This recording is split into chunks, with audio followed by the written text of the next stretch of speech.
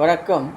இன்றைய தினம் சிவபுராணத்திலே 8வது வரியாக விளங்கக்கூடிய புறத்தாருக்கு சேயோன் தன் பூங்கழகள் வெல்க என்று ஒரு வரியை நாம் சிந்திக்க இருக்கிறோம். புறத்தார் என்பது அகவிழிப்பு இல்லாதவர்கள்.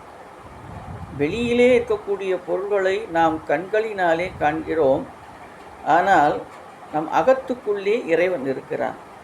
விறகில் தீயினன் பாலில் படு நெய்போல் மறைய நின்றுள்ளான் மாமணிச் சோதியான் உறவுகோள் நட்டு உணர்வு கயிற்றினால் முருக வாங்கி கடைய முன்னிற்குமே என்று அப்பர் பெருமான். விறகிலே தீ இருக்கிறது, ஆனால் மறைந்திருக்கிறது.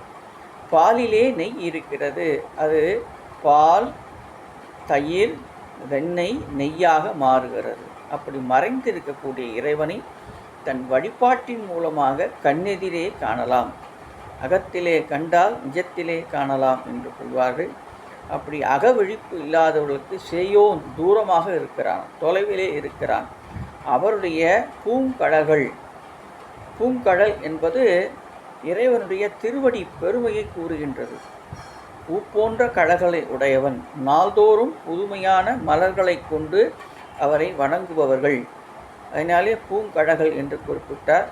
புறத்தாருக்கு சேயோன் தன் பூங்கழல்கள் வெல்க, அந்த திருவடிகள் வெற்றியை தருகின்றன என்று மணிவாசகர் குறிப்பிடுவார்.